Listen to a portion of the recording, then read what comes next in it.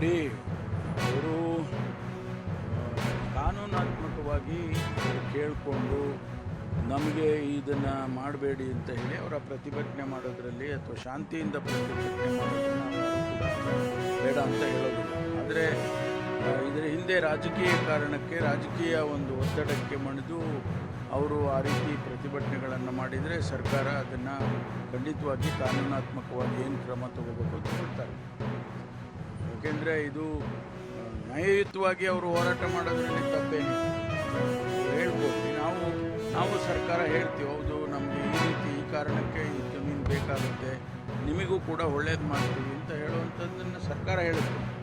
ಆದರೆ ಯಾರದೋ ಒಂದು ಒತ್ತಡಕ್ಕೆ ಮಣಿದು ರಾಜಕೀಯ ಕಾರಣಕ್ಕಾಗಿ ಈ ರೀತಿ ಎಲ್ಲ ಮಾಡಿದರೆ ಕಾನೂನು ಏನು ಕ್ರಮ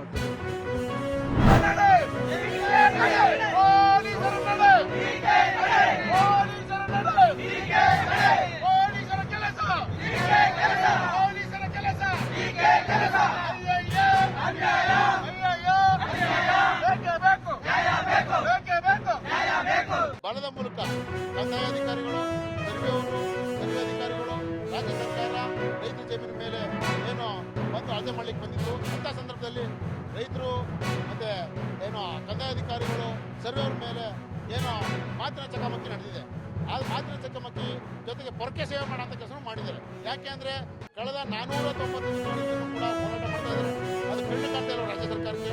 ಬಿಡದಿ ಟೌನ್ಶಿಪ್ನ ಕೈ ಬಿಡಬೇಕು ಅಂತ ಇಡೀ ರಾಜ್ಯಾದ್ಯಂತ ರೈತ ಸಂಘಟನೆಗಳೆಲ್ಲ ಹೋರಾಟ ಮಾಡ್ತಿದ್ರು ಕೂಡ ಕೈ ಬಿಡದಂತೆ ಏನು ರೈತ ಜಮೀನಿಗೆ ಏನು ಬಂದಿದ್ರು ಅದಕ್ಕೆ ಅದನ್ನು ವಿರೋಧ ಮಾಡಿ ಏನೋ ಹಲ್ಲೆ ಮಾಡೋಂಥ ಕೆಲಸ, ರೈತರ ಮೇಲೆ ಏನೋ FIR ಹಾಕೋಂಥ ಕೆಲಸ ಸುಮಾರು ಕಳೆದ ನಿನ್ನೆ ನಡೆದಂಥ ಹೋರಾಟದಲ್ಲಿ ಸಂದರ್ಭದಲ್ಲಿ ಸುಮಾರು 8ರಿಂದ 10 ಜನಕ್ಕೆ FIR ಮಾಡೋಂಥ ಕೆಲಸ ಮಾಡಿದ್ದಾರೆ ಅಂತ ಆಫ್ ಮಾಡಿರೋ ಕೇಸ್ ಮಾಡಿದ್ದಾರೆ. ಯಾಕೆ ಈ ರೀತಿ ಕೆಲಸ ಮಾಡಿದ್ದಾರೆ? ಏನೋ ಇದೇ ಮಂತ್ರಿಗಳು, ರಾಜಕಾರಣಿಗಳ ಚೇಲಗಳ ಹೆಸರಿನಲ್ಲಿ ಬೇನಾಮಿ ಆಸ್ತಿ ಮಾಡ್ಕೊಂಡು ಆಫ್ ಮಾಡಿರೋ ಕೆಲಸ ಮಾಡೋಂಥದ್ದು ಮತ್ತು ರೈತರ ಜಮೀನ ಒಗ್ಗೂಡಿಸುವಂಥ ಕೆಲಸ ಮಾಡ್ತಾರೆ. ಅವ್ರ ಮೇಲೆ ನಿಜವಾಗಿ FIR ಮಾಡಬೇಕಾದ್ದು, ಆಫ್ ಮಾಡಿರೋ ಕೆಲಸ ಮಾಡಬೇಕಾದ್ದು ಅವ್ರ ಮೇಲೆ. ಅದ್ರ ಬಿಟ್ಟು ಏನು ರೈತರು ನಮ್ಮ ಜಮೀನು ಕೊಡಲ್ಲ ಅಂತ ಹೇಳಿ ಏನು ಹೋರಾಟ ಮಾಡ್ತಾರೆ, ಅವ್ರ ಮೇಲೆ ಆಫ್ ಮಾಡೋಂಥದ್ದು ಅವಮಾನೀಯ. ಅದನ್ನು ಈ ಕೂಡಲೇ FIR ರದ್ದು ಮಾಡಬೇಕು. ಇಲ್ಲಾಂದರೆ ರಾಜ್ಯಾದ್ಯಂತ ರಾಜ್ಯ ಸರ್ಕಾರದ ವಿರುದ್ಧ ಹೋರಾಟ ಮಾಡಬೇಕಾಗುತ್ತೆ.